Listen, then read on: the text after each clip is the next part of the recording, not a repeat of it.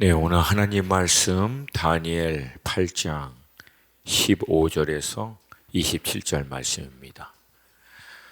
하나님 말씀 15절부터 우리 한 목소리로 같이 천천히 읽습니다. 시작. 나 다니엘이 이 환상을 보고 그 뜻을 알고자 할 때 사람 모양 같은 것이 내 앞에 섰고 내가 들은즉 을레강 두 언덕 사이에서 사람의 목소리가 있어 외쳐 이르되 가브리엘아, 이 환상을 이 사람에게 깨닫게 하라 하더니 그가 내가 선 곳으로 나왔는데 그가 나올 때 내가 두려워서 얼굴을 땅에 대고 엎드리매 그가 내게 이르되 인자야 깨달아 알라. 이 환상은 정한 때 끝에 관한 것이니라.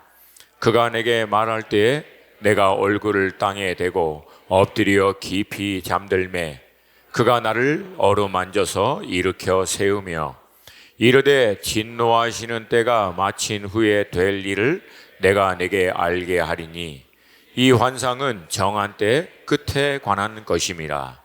내가 본 바 두 뿔 가진 순양은 곧 메대와 바사 왕들이요 털이 많은 순염소는 곧 헬라 왕이요 그의 두 눈 사이에 있는 큰 뿔은 곧 그 첫째 왕이요 이 뿔이 꺾이고 그 대신에 네 뿔이 났은즉 그 나라 가운데에서 네 나라가 일어나되 그의 권세만 못하리라. 이 네 나라 마지막 때에 반역자들이 가득할 즈음에 한 왕이 일어나리니 그 얼굴은 뻔뻔하며 속임수에 능하며 그 권세가 강할 것이나 자기의 힘으로 말미암은 것이 아니며 그가 장차 놀랍게 파괴 행위를 하고 자의를 행하여 형통하며 강한 자들과 거룩한 백성을 멸하리라. 그가 꾀를 베풀어 제 손으로 속임수를 행하고 마음에 스스로 큰 체하며 또 평화로운 때에 많은 무리를 멸하며 또 스스로 서서 만왕의 왕을 대적할 것이나 그가 사람의 손으로 말미암지 아니하고 깨지리라. 이미 말한 바 주야에 대한 환상은 확실하니 너는 그 환상을 간직하라. 이는 여러 날 후의 일임이라 하더라. 이에 나 다니엘이 지쳐서 여러 날 앓다가 일어나서 왕의 일을 보았느니라. 내가 그 환상으로 말미암아 놀랐고 그 뜻을 깨닫는 사람도 없었느니라. 아멘. 아멘. 성경 구약과 신약을 가장 간단하게 정의하면 구약은 하나님의 예언과 약속의 말씀의 선포의 시대라고 볼 수 있고 신약은 그 예언과 약속의 선포된 말씀이 성취되는 시대라고 볼 수 있습니다. 우리 하나님은 알파와 오메가로서 창세전부터 마지막까지의 완전한 계획을 가지시고 그 정하신 뜻에 따라 주도적으로 역사를 이루어 가시는 분이심을 믿습니다. 그리고 그 하나님이 그 일을 주도적으로 행하시는 패턴이 있는데 가장 먼저는 당신의 계획을, 근데 성경에서는 이 하나님의 계획을 하나님 안에 있는 깊은 비밀이라고도 표현하는데 이 계획을 각 시대 가운데 이루시기 전에 하나님의 종들, 하나님의 선지자들에게 먼저 알도록 하십니다. 아모스 3장 7절 말씀 같이 읽습니다. 시작. 주 여호와께서는 자기의 비밀을 그종 선지자들에게 보이지 아니하시고는 결코 행하심이 없으시리라. 아멘. 그리고 이 계획을 알리시고 하나님의 사람들을 하나님의 계획 가운데로 초청하고 그들은 하나님의 시대를 향한 뜻에 동참함으로 하나님의 큰 경륜을 이루는 통로로 쓰임받게 됩니다. 대표적인 인물로 아브라함, 모세, 여호수아, 사무엘, 다윗 그리고 엘리야를 시작한 모든 시대 가운데 섬겼던 선지자들, 신약에 와서는 요셉과 마리아 그리고 예수 그리스도께서도 당신의 뜻을 행하려고 온 것이 아니라 아버지의 뜻을 행하려 오셨다고 말씀하셨고 베드로는 유대인들을 향한 하나님의 뜻을 또 바울은 이방인들을 향한 하나님의 뜻을 온전히 이루는 통로로 쓰임 받습니다. 그리고 이 하나님은 지금 우리가 살고 있는 이 시대 가운데서도 하나님의 시대를 향한 큰 경륜 안에서 나라와 민족, 방언, 그리고 몸된 교회와 우리 개인들에게도 하나님께서 하나님의 뜻을 이루어 갈 수 있도록 지금도 초청하고 계시는 줄로 믿습니다. 성경에서 흔히 시세를 알아, understand time 그렇게 얘기하는데, 이거는 시대를 이해한다는 말로서 이 시대가 어떻게 흘러가고 이 시대 과학, 문명, 이기가 어떻게 발전하는지를 아는 것이 아니라 그 한가운데 하나님은 어떤 시대적인 경륜 안에서 당신의 완전하신 뜻을 이루어 가시는지를 분별하는 것이 시대를 이해하는 것인 줄로 믿습니다. 그렇게 우리가 이해하기 위해서는 지난 금요일 시간 나눈 말씀처럼 땅에 있는 모든 분주한 마음, 생각, 시선을 잠깐 멈추고 위에 계신 하나님께 의도적으로 집중하는 시간들을 반드시 가져야 될 줄로 믿습니다. 그 결과 우리는 시대 안에 있는 하나님의 큰 경륜을 이해할 뿐만 아니라 그것을 이루기 위해서 세우신 몸된 교회와 우리 개개인들을 향한 하나님의 부르심의 목적도 분별하여 하나님의 그 뜻에 우리 자신을 최적화 맞춰서 결국은 그 경륜 안에서 우리 각자를 향한 부르심도 온전히 이루는 그런 인생이 될 줄로 믿습니다. 오늘 이 말씀을 통해서도 이런 거룩한 갈망이 우리 사랑하는 수원 하나 식구들 가운데 일어나기를 주님의 이름으로 축복합니다. 오늘 본문의 이제 배경은 다니엘 7장과 8장인데 이러한 배경에서 시작한 말씀이라고 볼 수 있어요. 이 배경적 이해가 없으면 사실 다니엘 7장과 8장은 약간 좀 생뚱맞은 말씀입니다. 어느 날 갑자기 난데없이 하나님이 다니엘에게 나타나서 미래에 일어날 역사적인 사건을 통해서 마지막 끝날 일을 하나님이 계시한 것인데 뭐 이게 그냥 너무 앞뒤 문맥 없이 갑자기 일어난 일이라고 볼 수 있거든요. 본문에서 기록한 대로 정한 때 끝에 관한 것이다. 그러니까 여러분, 이런 일들은 그냥 일어난 게 아니라 역사적인 흐름 안에서 이해해야 될 줄로 믿습니다. 여러분, 다니엘 1장에서부터 4장은 말씀드린 대로 바벨론의 2대 왕인 느부갓네살 통치 때를 기록한 말씀입니다. 그리고 오늘 본문인 7장은 바벨론의 마지막 왕 벨사살 왕 원년 시작에 하나님이 환상으로 주신 말씀이고, 8장은 이 벨사살 왕 통치 3년에 하나님이 다시금 환상으로 다니엘에게 주신 말씀이에요. 그런데 안타깝게도 우리가 주의해서 볼 것은 지금 이 신바벨론 제국이거든요. 이 신바벨론 제국은 첫 번째 이 제국을 이룬 나보플라살 왕과 2대인 느부갓네살 이외 나머지 왕들은 어떻게 보면은 전부 다 처참하게 끝나고 나라는 사실 그 꼴이 많이 아닌 방향으로 결국은 흘러가게 됩니다.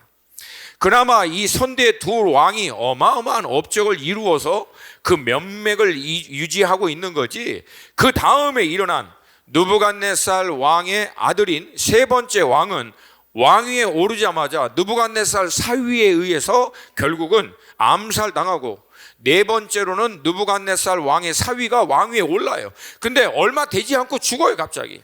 그래서 이 사위의 아들인 이 아들이 5대 왕으로 등극하지만 결국 이 아들은 귀족들에 의해서 암살을 당합니다. 그리고 6대 왕으로 귀족들에 의해서 새로운 왕이 세워지지만 이건 명맥상 왕이지만 아무 실권이 없어요. 그래서 통치 3년 만에 그냥 다 포기하고 아라비아로 떠납니다. 그리고 자기 아들인 마지막 이 벨사살 왕에게 섭정 왕으로 왕권을 내어주는 거예요. 그게 오늘 본문의 이 배경입니다. 여러분, 이렇게 나라가 흘러가게 되면 다니엘 정도 이렇게 지혜가 있고 하나님의 어떤 영감을 받은 사람이면 앞으로 이 나라가 어떻게 될 거라는 것이 불보듯 뻔하지 않겠습니까? 이 바벨론이라고 하는 나라가 이제 결국 오래가지 못하고 결국 무너지겠구나. 이거는 뭐 다니엘 정도면 분명히 볼 수 있는, 충분히 이해할 수 있는 상황 아닙니까? 그러면 여러분, 다니엘이 어떻게 했겠어요? 바벨론의 포로로 끌려왔던 유다 백성들을 향한 이제 근심이 들지 시작하지 않겠습니까? 바벨론 멸망하고 새로운 제국이 일어나면 이 포로로 끌려온 유다 백성들은 풍전등화와 같이 어떻게 되어들지 모르는 긴박 가운데 다니엘이 그때부터 하나님 앞에 매달리기 시작하지 않았겠습니까? 근데 그렇게 매달리고 하나님의 인도하심을 구하고 있는 어느 날 하나님이 다니엘에게 꿈과 환상으로 앞으로의 일을 대략 알려준 사건이 7장 시작이고 3년 후에 8장에서는 하나님이 다시금 이 꿈을 통해서 다니엘에게 확정해 주신 거라고 볼 수 있습니다. 그러니까 아무 생각 없이 뭐 땅에 있는 일 때문에 먹고 사는 것 때문에 자기에게 주어진 그 총리의 역할 그거 하느라고 막 동분서주하는데 갑자기 하늘이 열리고 하나님의 계시가 임한 게 아니라는 거예요. 저는 이 시대에 우리가 특별히 원수가 하는 일을 잘 봐야 돼요. 원수가 하는 일은 온통 우리를 분주하게 만들고 땅에 있는 아젠다, 땅에 있는 일들에 우리의 마음과 생각을 딱 가둬버리는 거예요. 그래서 믿음은 영적으로 늘 반대 원리로 해야 된다는 거예요. 그렇게 하는 원수의 원리에 말려갈 것이 아니라 의도적으로 땅에 분주한 많은 아젠다를 잠깐 내려놓고 우리의 모든 관심을 그 모든 것 위에 결국은 그분의 큰 경륜을 이루어내시는 하나님께 집중해야 될 줄로 믿습니다. 그러면 시대를 향한 하나님의 뜻과 그 큰 경륜 안에서 이 몸인 교회와 여러분과 저 개인의 삶을 통하여 이루고자 하신 하나님의 선하시고 기뻐하시고 온전하신 뜻을 분별하고 이루어갈 수 있는 여러분과 제가 될 줄로 믿습니다. 여러분, 연령에 상관없어요. 여러분의 상황과 배경에 상관없습니다.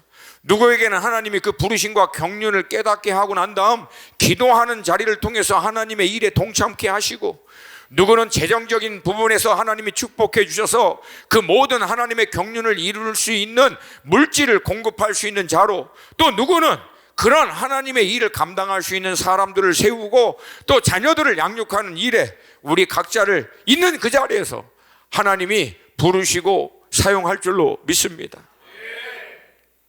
가장 먼저 7장에서 다니엘이 벨사살 왕 원년에 하나님께로부터 받은 환상, 이건 큰 네 짐승에 대한 내용입니다. 이 네 짐승은 우리가 잘 알고 있는 대로 첫 번째 사자는 바벨론 제국을 얘기하고, 두 번째 곰은 바사와 메대, 세 번째 표범은 알렉산더인 헬라 제국을 의미합니다. 그리고 마지막 네 번째 짐승은 구체적인 동물로 표현하고 있지는 않지만 앞에 있는 세 짐승과는 비교할 수 없을 만큼 강력한 짐승으로 표현합니다. 그러니까 다니엘도 특별히 이 네 번째 짐승에 대한 어떤 마음으로 알고자 하여 하나님께 구합니다. 그리고 다니엘에게 하나님이 이 네 번째 짐승에 대해서 구체적으로 주신 말씀이 7장 23절과 24절입니다. 우리 함께 읽습니다. 시작. 모신 자가 이처럼 이르되 넷째 짐승은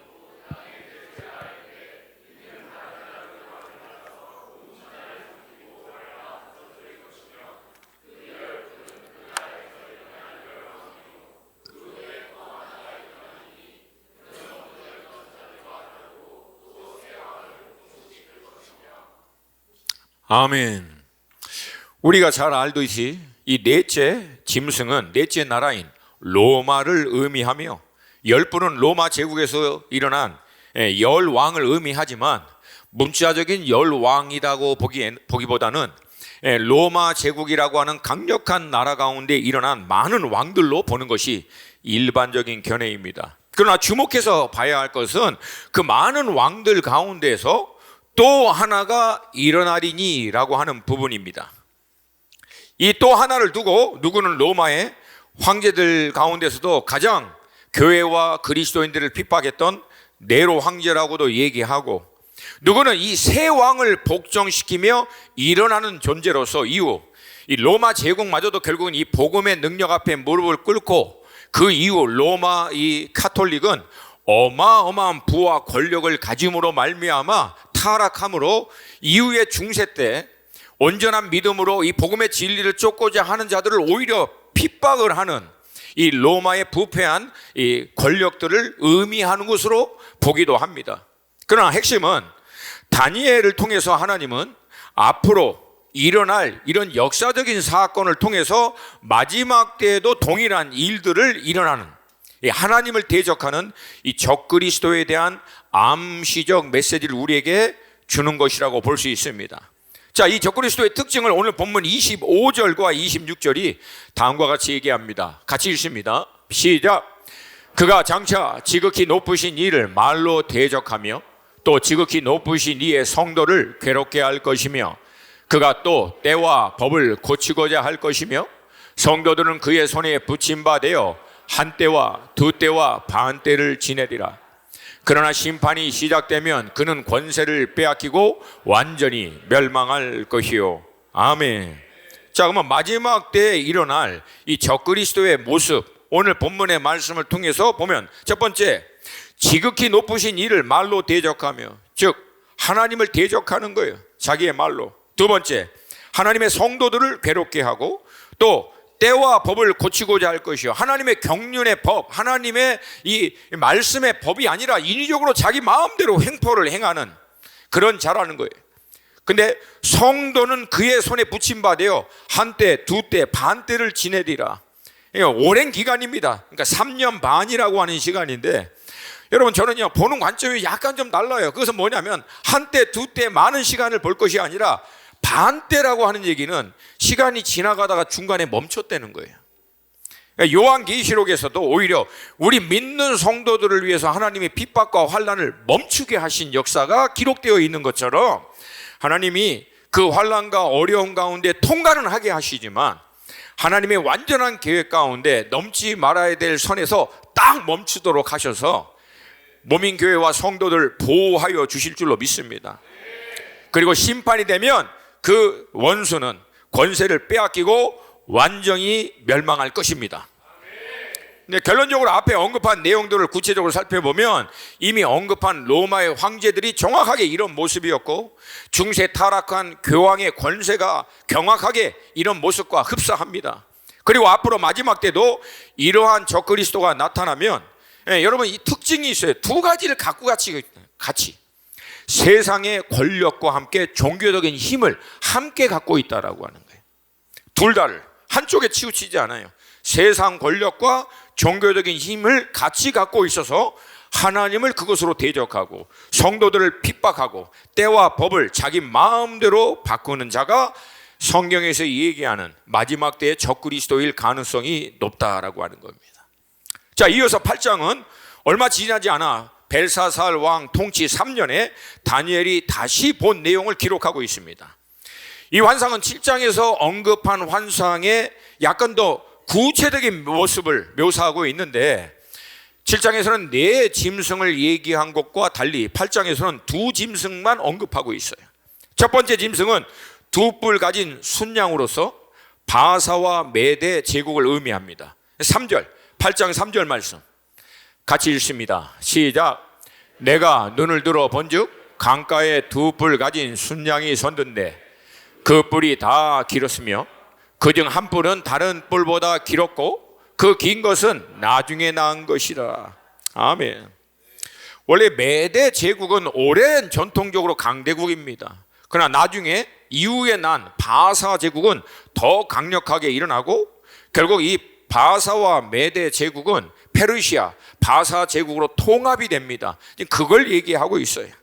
그 다음 두 번째 짐승, 이것은 현저한 뿔을 하나 달고 있는 숫 염소로 표현하고 있고 이건 알렉산더의 헬라 제국을 의미합니다. 5절 말씀 같이 한번 보겠습니다. 8장 5절 말씀 시작. 내가 생각할 때 한 순염소가 서쪽에서부터 와서 온 지면에 두루 다니되 땅에 닿지 아니하며 그 염소의 두 눈 사이에는 현저한 뿔이 있더라. 그러니까 서쪽에서부터, 그러니까 여러분 알렉산더는 마케도니아 펠리라고 하는 도시에서 태어나 이 그리스 지역에서부터 결국은 서쪽에서부터 동쪽으로 페르시아 제국을 멸망시키고 애굽 정발하면서 어마어마한 제국을 이룬 사람입니다. 땅에 닿지 않다. 어마어마한 속도로 온 제국을 확장했던 사건을 볼 수 있고요. 가운데 현저한 뿔 하나를 얘기하고 있어요. 그러니까 알렉산더 대왕 한 사람을 언급하는 거로 볼 수 있습니다. 6절 말씀 같이 보겠습니다. 시작. 그것이 두 뿔 가진 순양 곧 내가 본 바 강가에 섰던 양에게로 나아가되 분노한 힘으로 그에게로 달려가더니 이 순양인 바사와 메대 제국을 향해서 알렉산더 헬라 제국이 결국은 공격해서 결국은 꺾습니다. 근데 분노한 힘으로 그것에게로 달려가더니, 그러니까 여러분, 모든 전쟁에는 명분이 있어요. 지금도 사실은 어떤 전쟁을 할 때 명분을 구실 삼아 전쟁을 하는데, 알렉산더가 바사 제국을 쳤던 명분은 아버지 필립이 독사를 당합니다. 근데 그 배후에 바사 제국이 있다라고 하는 명분으로 말미암아 결국은 바사를 친 거예요. 그냥 우리가 니네 땅 먹고 싶어 해서 공격, 그렇게 안 해요. 옛날은 뭐 지금도 그렇지만 결국 그걸 빌미로 해서 분노하여 쳤다라고 기록하고 있습니다. 그러나 여러분, 알렉산더는 그렇게 바사 제국을 멸망시키고 어마어마한 세력을 확장하지만 33살의 나이에 결국은 죽고, 그 밑에 있는 4명의 장수에 의해서 헬라 제국은 나누어지게 됩니다. 그게 8절 말씀이에요. 같이 읽습니다. 시작. 순염소가 스스로 심히 강대하거든요.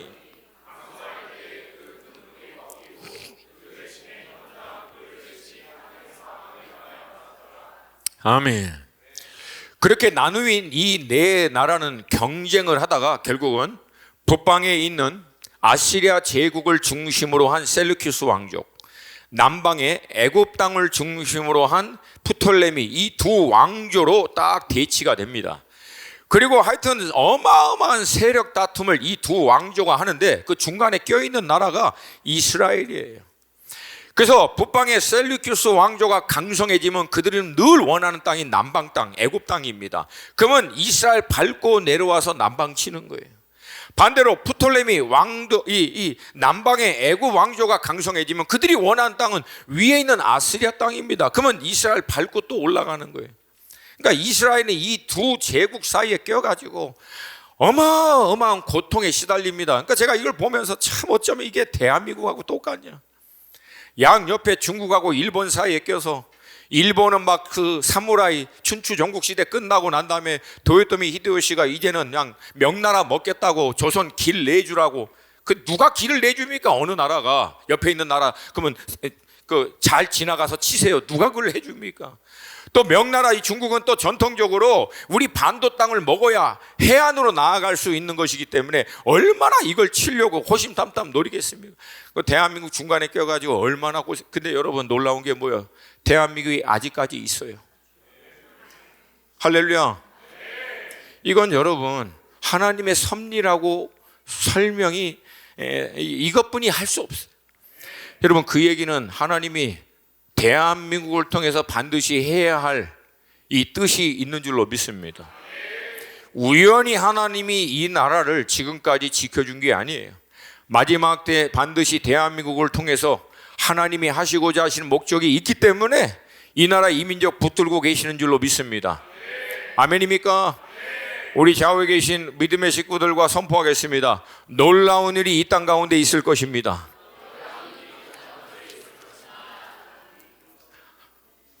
제가 흥분해가지고, 할렐루야. 저는 믿어요. 이 나라 이민족을 통해서 하나님이 마지막 때에 반드시 행할 하나님의 숨겨진 비밀이 있음을 믿습니다. 아멘입니까?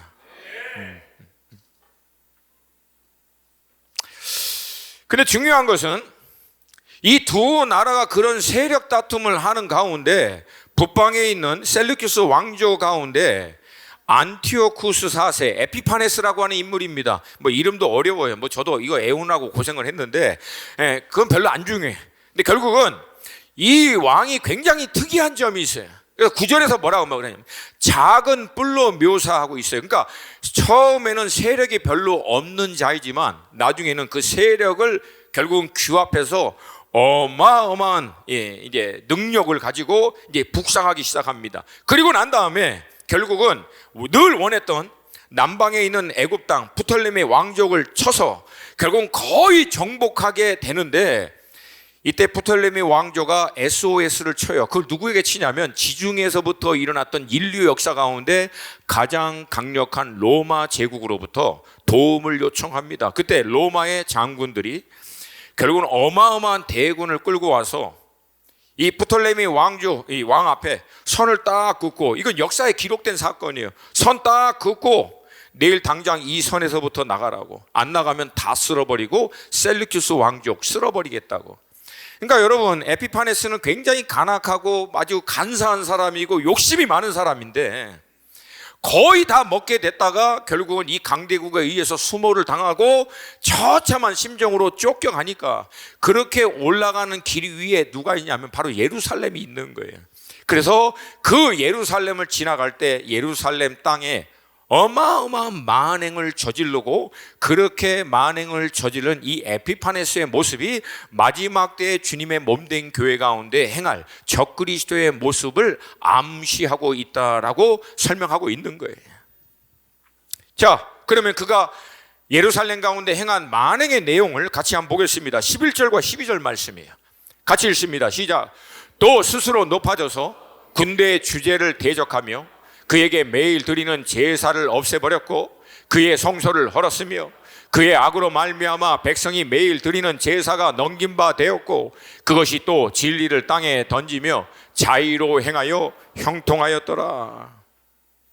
그리고 이어서 이 에피파네스라고 하는 인물이 어떤 인물인지를 23절부터 25절까지 상세하게 묘사하고 있는데, 제가 이 부분을 천천히 묵상하는 가운데 자연스럽게 한 인물이 떠오르더라고요. 물론 제가 그 인물의 이름을 얘기는 안 할 거예요. 그러니까 여러분 각자가 판단해 보세요. 한번 그 리스트를 풀이한 게 아니에요. 23절부터 25절까지 나온 내용을 리스트로 만든 거예요.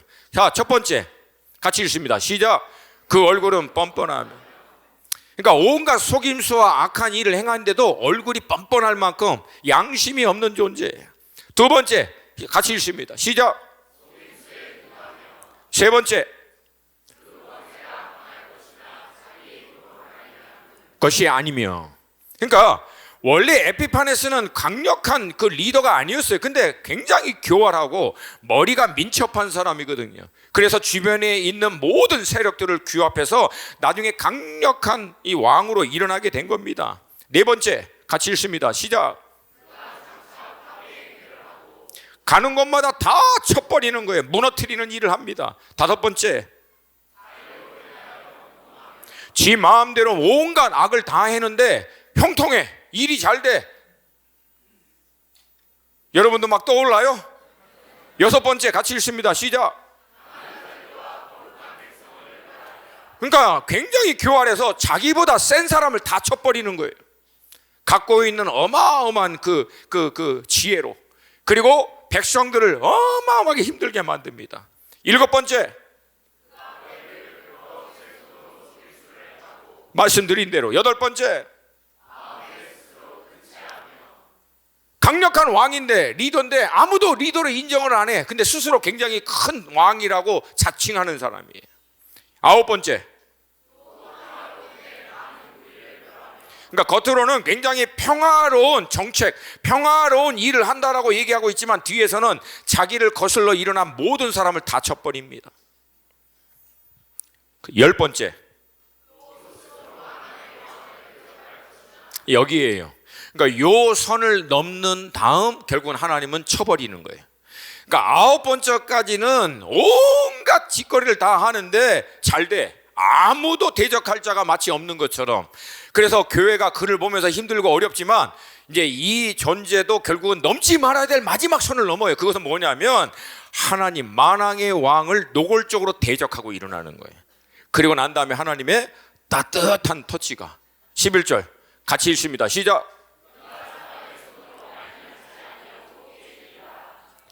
아멘. 그러니까 다니엘의 시점으로 보면 먼 미래에 역사적인 어떤 사건을 통해서 암시하고 있지만 하나님은 이 시대 우리에게 그 역사적인 사건을 통해서 이와 흡사한 동일한 인물이 마지막 때에 일어날 것인데 그가 바로 적그리스도일 것이다 라고 암시하고 있는 거예요. 자, 오늘 본문도 이 내용이 단순히 에피파네스 역사적인 사건이 아니라 마지막 때임을 계속 반복합니다. 17절 같이 읽습니다. 17절 말씀 시작. 19절 26절 이는 여러 날 후의 일임이라 하더라. 그러니까 역사적 사건을 통해서 마지막 끝에 대해서 주님이 얘기하고 있다라고 하는 거예요. 이 환상을 받고 난 다음에 다니엘도 이제 탈진을 한 것 같아요. 27절 말씀 같이 읽습니다. 시작. 이에 나 다니엘이 지쳐서 여러 날 앓다가 일어나서 왕의 일을 보았느니라. 내가 그 환상으로 말미암아 놀랐고 그 뜻을 깨닫는 사람도 없었느니라. 그러니까 다니엘도 앞으로 일어날 역사적인 사건을 통해서 마지막 끝날에 대한 이 환상과 예언을 받았지만 사실은 정확하게 이게 무슨 의미인지는 몰랐었던 것 같아요. 많은 하나님의 선지자들이 하나님께로부터 이런 말씀과 환상을 받을 때, 계시를 받을 때 잘 이해하지 못했지만 순종하여 하나님의 일을 감당하는 것을 봅니다. 자, 이제 정리해 볼게요. 하나님은 다니엘이라고 하는 하나님의 사람들을 통해서 다니엘 시대에서부터 먼 역사적인 어느 시점에 일어날 그 사건을 통해서 마지막 끝에 대해서 우리에게 말씀하십니다. 오래전 셀루키스 왕조 가운데 일어난 에피파네스가 하나님의 성전을 모욕하고 돼지고기로 제물을 드리고 돼지피를 뿌려버리고 제사장을 마음대로 폐위시키고 자기 마음대로 횡포를 행한 것과 같이 로마 제국 가운데 야훼 하나님을 섬기고 예수 그리스도를 믿고 따르는 하나님의 백성들을 대대적으로 핍박했던 많은 로마의 황제들과 같이, 또한 그 로마가 결국 복음 앞에 무릎을 꿇었지만 그 과정을 통해서 절대적인 권력과 힘을 가짐으로 결국은 타락하여 온전한 믿음을 갖고 사는 많은 사람들을 핍박했던 중세 타락한 교황의 그 권세, 이것을 동일하게 하나님이 얘기하면서 이와 비슷한 일을 저지른 자들이 마지막 때에 적그리스도로 나타나게 될 것이다 라고 하는 것을 우리에게 말씀해 주고 있는 줄로 믿습니다.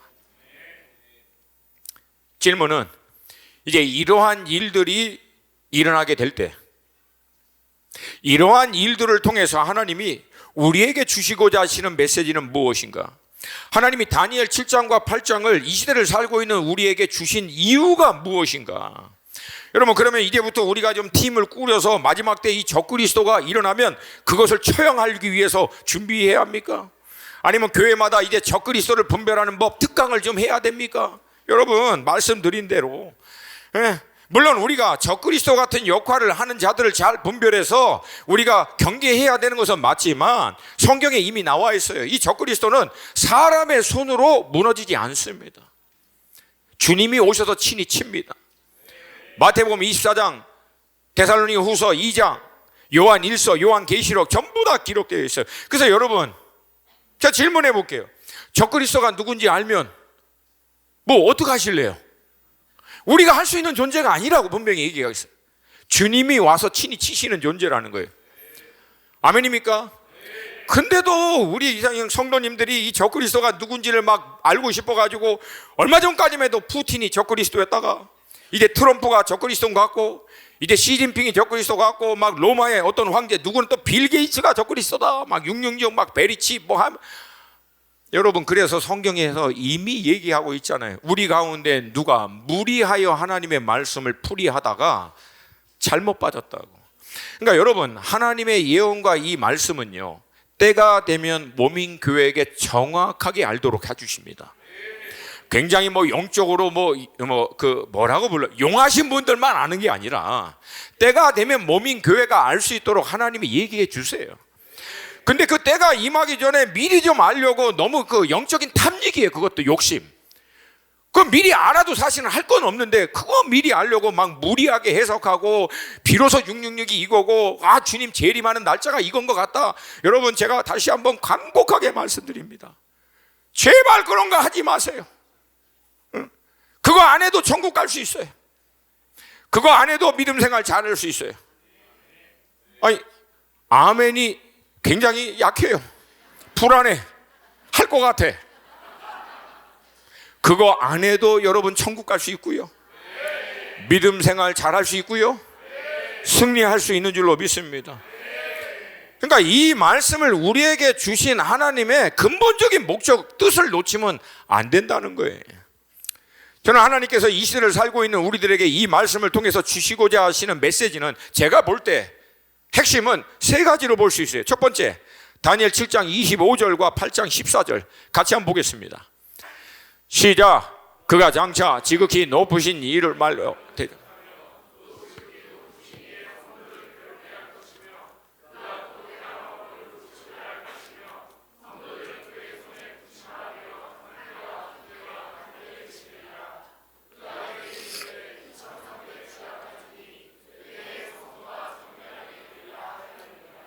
아멘.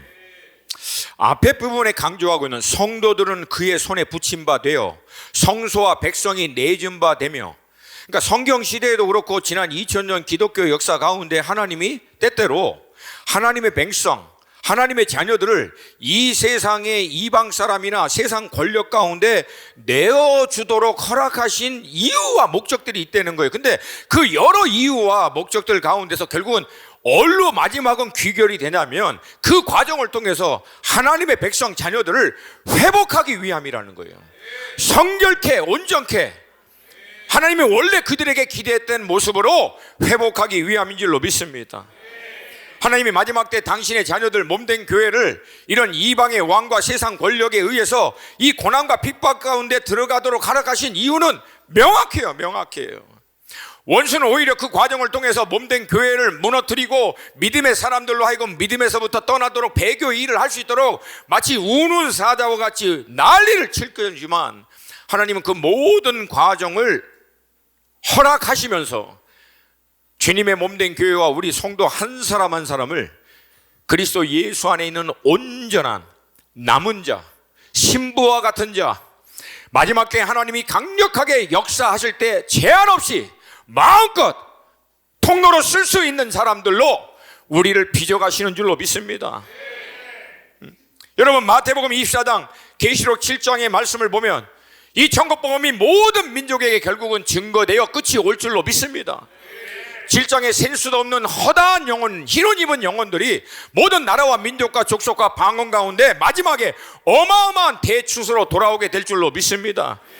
이 일을 감당할 수 있도록 교회가 또한 우리 성도님들이 준비되기 위해서 마지막 때 하나님이 때로는 세상 권력과 하나님을 대적하는 악한 자들에게 잠시 내어준 바 되었지만, 하나님의 때가 되면 하나님이 그 반때에 딱 멈추게 하시고 강력한 성령의 역사를 통해서 마지막에 하나님의 놀라운 일들 가운데 준비된 교회와 개개인들을 하나님이 통해서 역사하여 주실 줄로 믿습니다. 제가 얼마 전에 기도를 하는 시간을 가졌어요. 저도 이제 내일 모레 급하면 이제 60이고 앞으로 이제 계산해 보니까 제가 이제 달릴 수 있는 시간이 한 15년 남았나? 네. 물론 지금도 이미 많이 지쳐 있는데 하여튼 어찌됐든 더 달릴 수 있도록 하나님, 그러면 제가 앞으로 15년을 더 달리기를 원하는데 하나님, 제가 어떻게 준비해야 되겠습니까? 새로운 훈련들을 만들고 뭔가 새로운 것들을 준비해야겠습니까? 하나님, 앞으로 15년에 이 믿음의 경주를 제가 잘 맞추려면 주님, 제가 어떻게 준비하기를 원하십니까? 저는 그래서 나름대로 뭔가 하나님이 새로운 메시지 지혜를 주셔서 새로운 훈련 프로그램 마지막 때 막 어마어마한 뭔가를 준비할 줄 알았어요. 근데 그 기도 끝자락에 주님이 제 안에 내적인 음성으로 주신 응답은요, 의외로 너무나 단순한 거예요. 아들아, 나는 너희가 마지막까지 깨끗한 그릇이 되기를 원한다. 그게 하나님의 응답이었어요. 힘도 내게 있고 능력도 내게 있고 재정도 내게 있고 권세도 내게 있고. 여러분, 하나님이 뭐 부족해서 우리가 줄 수 있는 게 있어요? 없잖아요. 근데 하나님이 우리에게 원하시는 것은 그분이 마음껏 우리를 통해서 역사할 수 있도록 깨끗한 그릇. 이 깨끗하고 정결한 어원적 의미가 정확하게 표현하면요, undivided heart, 나누어 있지 않은 마음이에요. 하나님 한 분에게만 전심으로 딱 준비된 것, 나는 네가 마지막까지 그렇게 준비되기를 원한다는 거예요. 여러분, 이 동일하게 우리에게도 이 말씀을 주신 줄로 믿습니다. 저는 개인적으로 이번 한 주 동안 이 말씀을 준비하는데 이 하나님의 응답이 정확하게 성경에서 얘기하고 있는 것과 정확하게 맞다라고 하는 거예요. 깨끗한 그릇. 여러분, 우리 완전하진 않아요. 그러나 깨끗한 그릇으로 주님 앞에 설 수 있도록 몸부림쳐야 한다는 거예요. 더러운 그릇 하나는 못 씁니다. 아무리 능력 있고 대단해도 더러운 그릇 못 써요.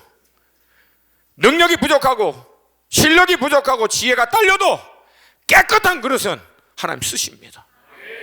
금그릇 용도로 놀랍게 쓰시는 사람도 있고 은그릇 용도로 쓰는 사람도 있지만 때로는 나무 그릇으로 별 볼 일 없이 작은 용도로도 쓰임받는 사람도 있겠지만 조건은 딱 하나예요. 금그릇이든 은그릇이든 나무 그릇이든 깨끗한 그릇을 쓰신다는 거예요. 할렐루야. 여러분, 이 갈망이 우리 가운데 있기를 주님의 이름으로 축복합니다. 두 번째, 주님은 오늘 이 다니엘 7장과 8장을 통해서 이 시대를 살고 있는 우리들에게 때로는 마지막 때에 하나님을 대적하여 일어나고 몸된 교회를 핍박하는 이 고통과 어마어마한 환난을 통과할 때 우리에게 기억하라는 거예요. 반드시 기억해라.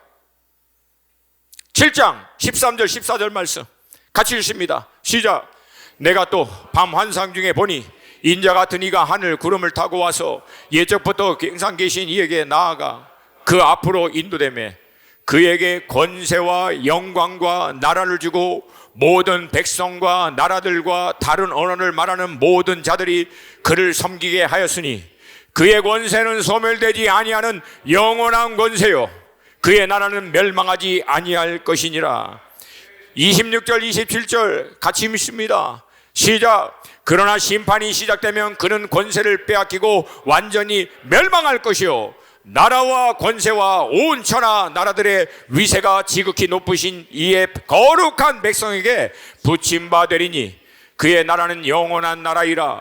모든 권세에 있는 자들이 다 그를 섬기며 복종하리라. 8장 25절 같이 읽습니다. 시작. 그가 꾀를 베풀어 제 손으로 속임수를 행하고 마음에 스스로 큰 채하며 또 평화로운 때 많은 무리를 멸하며 또 스스로 서서 만왕의 왕을 대적할 것이나 그가 사람의 손으로 말미암지 아니하고 깨지리라. 하나님을 대적하여 일어나는 원수가 마치 마음대로 횡포를 행해도 형통한 것처럼 보이지만 결국 때가 되면 하나님이 깨트려 버리시고 하나님의 편에 있는 몸된 교회를 통해서 그분의 나라가 영원토록 이 땅 가운데 확정될 수 있도록 역사하여 주실 것을 믿습니다. 그리고 그의 백성들에게 모든 나라의 위세가 지극히 높은 것이 이에 거룩한 백성에게 붙임받으리니 그래서 하나님의 나라가 이 땅 가운데 완전하게 임할 때 우리는 그 나라 안에서 영원토록 함께 왕노릇하게 될 줄로 믿습니다. 원수는 반드시 깨집니다. 하나님의 나라가 승리합니다. 하나님의 나라 백성이 승리합니다. 이거 잊지 말라는 거예요. 원수가 온갖 횡포를 벌이고 그럼에도 형통하는 것 같아서 마음에 낙심이 되고 좌절이 되는 한이 있더라도 하나님 미리 다니엘을 통해서 말씀하시는 거예요. 반드시 교회 승리한다. 반드시 그가 이긴다. 그러므로 기억하라는 거예요. 흔들리지 말고 마지막 그림을 우리는 이미 보고 있으니까 낙심하지 마시고. 할렐루야. 할렐루야. 그런 여러분과 제가 되시기를 주님의 이름으로 축복합니다. 괜찮으시면 다 함께 자리에서 좀 일어나시고 우리 찬양팀 앞에 좀 나오시죠.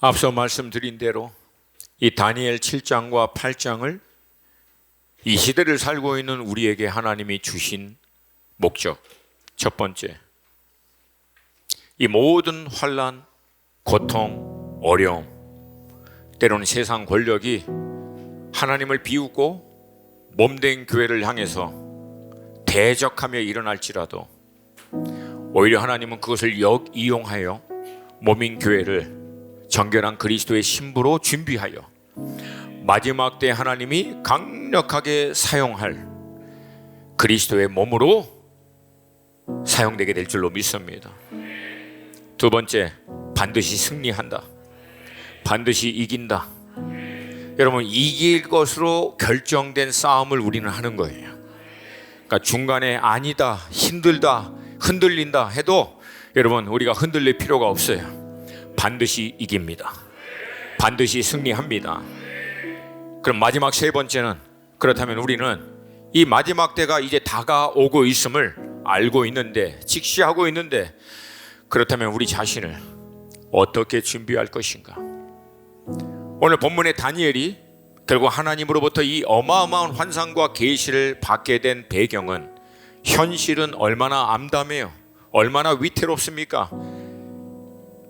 바벨론에 있는 유다 백성들이 지금 어떻게 될 것인지가 불보듯 뻔한 이 위기적인 상황 가운데, 상황과 환경에 끌려다니거나 흔들리는 것이 아니라, 여러분, 그럴 때마다 다니엘이 했던 것이 뭐예요? 우리가 알고 있는 대로 하루 3번 기도하는 자리 끝까지 지킨 거예요. 그리고 그 위기적인 상황 가운데서도 나중에 또 다니엘서 9장 말씀을 통해서 얘기하겠지만, 결국은 바벨론 멸망하고 바사 메대 제국이 새롭게 일어나 바벨론 유다의 이 포로로 잡혀있는 이 백성들의 운명이 바람 앞에 있는 등불과 같은 이때 다니엘이 했던 것은 딱 하나예요. 하나님의 말씀 앞으로 나아간 거예요. 하나님의 말씀 붙든 거예요. 그리고 예레미야에서 예언되어 있는 72일의 이 말씀을 통해서 확증받고 난 다음에 죄 뒤집어 쓰고 금식하면서 기도하여, 하나님, 약속하신 말씀대로, 예언하신 말씀대로 반드시 할 줄로 믿습니다. 역사하여 주실 줄로 믿습니다. 그러면 하나님이 그렇게 역사할 수 있도록 저는 어떻게 해야 합니까? 여러분, 그 당시 다니엘의 나이가 82세였어요. 바벨론 멸망하고 바사 메대 연합군에 의해서 끝났던 그 시점이 다니엘이 82세 나이입니다. 노인이에요, 노인. 근데 여러분, 그때 기도한 거예요. 어떻게 해야 합니까? 여러분, 그때부터 다니엘이 기도하기 시작하고, 바로 그 이듬해인 539년 다음 538년이죠. 결국 바사와 메대는 페르시아 바사 제국으로 통합되면서 고레스 왕이 등극하면서 그가 내린 첫 번째 칙령, 바벨론에 있는 모든 유다의 포로들은 예루살렘으로 돌아가라. 여러분, 그 이후에 다니엘의 스토리는 더 이상 나오지 않습니다. 마지막 자기에게 주어진 사명, 그거 딱 마친 거예요. 여러분, 우리도 우리 시대, 우리 사명 마치고 끝내고 주님 앞에 설 수 있기를 축복합니다. 여러분, 금요일날 제가 잔소리처럼 말씀드렸지만, 어차피 먹고 사는 문제는 하나님을 떠나나간 이 세상 안에서는 힘들어요.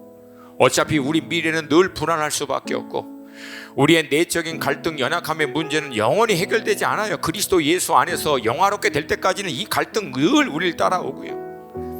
그리고 외적인 환경적인 이런저런 문제와 어려움은 늘 있어요. 근데 사람은 그거 앞에서 딱 둘로 나눠진다고 늘 말씀드리지 않습니까? 결국 그 내적인 연약함의 문제와 외적인 환경적인 문제에 결국은 눌려서 끌려가는 인생이 되던가, 여전히 내적인 연약함과 부족함이 있고 외적인 문제와 어려움이 있더라도 결국은 하나님, 그럼에도 불구하고 제가 어떻게 살기를 원하십니까? 하나님 말씀하여 주시옵소서. 인도하여 주시옵소서. 이 하나님과의 거룩한 씨름을 통해서 돌파하여 그 인생을 향한 하나님의 부르심을 결국은 이루어내며 생을 마치는 인생이 여러분과 저의 마지막이 될 수 있기를 주님의 이름으로 축복합니다. 오늘날 우리 젊은 목회자들이 이런저런 얘기를 나누다가 자기 안에 있는 그 내면의 문제, 이 어려움의 문제들을 얘기하면서 고민하고 있을 때 제가 얘기했어요. 아유, 나도 그런 문제가 있다. 근데 그 친구들이 얘기하는 거예요. 아유, 목사님은 근데 그 내면의 그 연약함의 문제, 어려움의 문제 그거 다 이겨내시고 지금 이 자리에 계신 거 아닙니까? 제가 그랬어요. 누가 다 이겨냈대? 누가 다 이겨냈대? 다 이겨낸 게 아니라 이겨내려고 몸부림치면서 이 자리에 온 거예요. 이겨내서 이 자리에 서 있는 게 아니고 마지막까지 싸우면서 몸부림치면서 이 자리에 온 거예요. 그리고 앞으로도 그렇게 할 거예요. 그렇게 하기를 원해.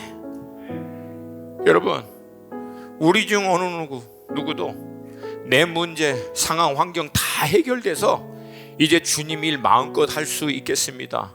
없어요. 그런 때는 우리 마지막까지 내적인 우리의 연약한 문제, 상황과 환경에서 오는 먹고 사는 문제, 이 모든 문제에 둘러싸이는데도 그럼에도 불구하고 땅에 이 문제를 내려놓고 하나님께 우리 인생을 딱 정렬시키는 거예요. 그리고 하나님 말씀해 주세요. 내가 비록 연약하지만 부족하지만 하나님 나 어떻게 살아야 합니까? 이 시대를 향한 하나님의 그 큰 뜻 안에서 제가 작지만 그 작은 퍼즐의 자리 제가 감당할 수 있는 그 역할을 주님 내게도 알게 해 주셔서 후회하지 않고 살다가 주님 앞에 갈 수 있게 하여 주시옵소서. 이게 여러분과 저의 소원이 되기를 주님의 이름으로 축복합니다. 이 시간 우리 다 함께 좀 두 손 들고 우리 한 3분만 끊지 마시고 오늘이 하나님께서 여러분에게 새 마음과 새 영을 부어주시는 날이 될 수 있다는 것을 믿으면 크게 아멘. 때는 몰라요. 언제가 하나님이 역사하는 때고 언제가 내가 새롭게 영적으로 다음 단계로 나아가는 모멘텀이 될지 우리는 몰라요. 그러나 오늘이 그날이 될 수 있다는 마음으로 기도하는 거예요. 동의하시면 크게 아멘. 이 시간 우리 두 손 들고 주님의 이름 딱 한 번 부르고 기도할 때 하나님 오셔서 내게도 말씀하여 주시옵시고 하나님 오셔서 내게도 역사하여 주시옵소서. 우리 주님의 이름 한번 부르고 기도합니다. 주여!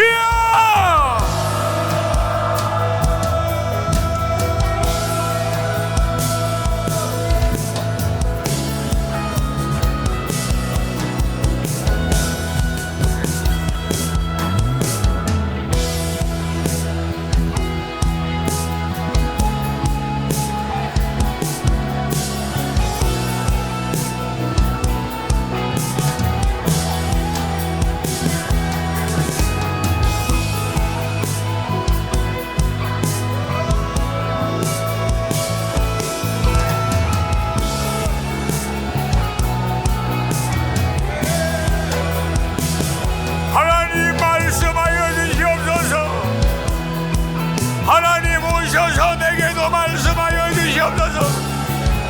하나님, 이 시대 우리가 어떻게 살아야 우리가 어떻게 준비해야 합니까? 나를 향한 하나님의 부르심의 목적을 내게도 오셔서 말씀하여 주시옵소서.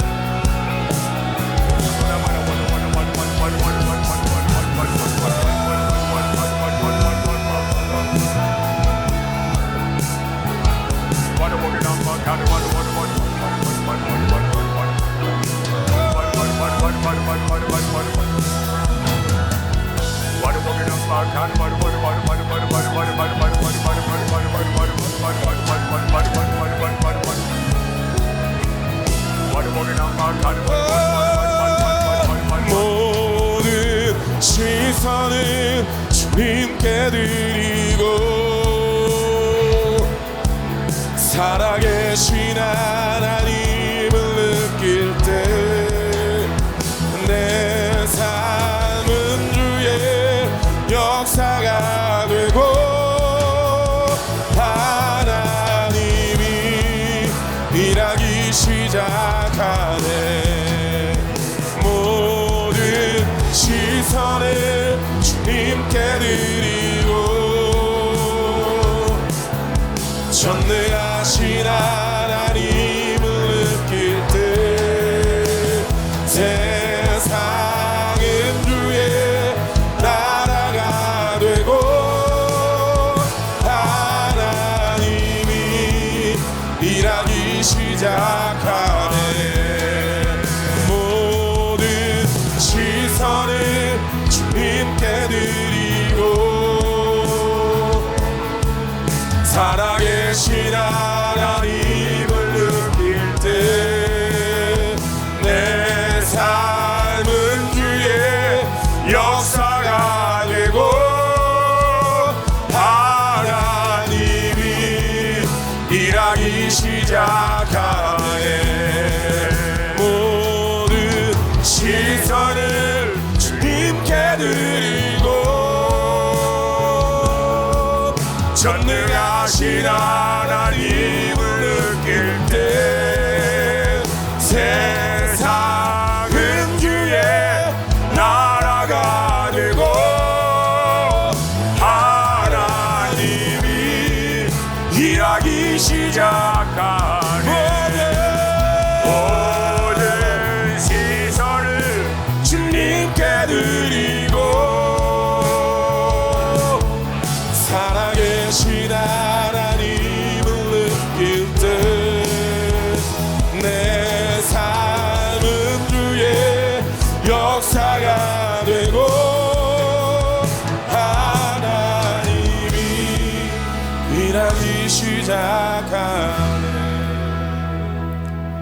전능하신 주가 다스리십니다.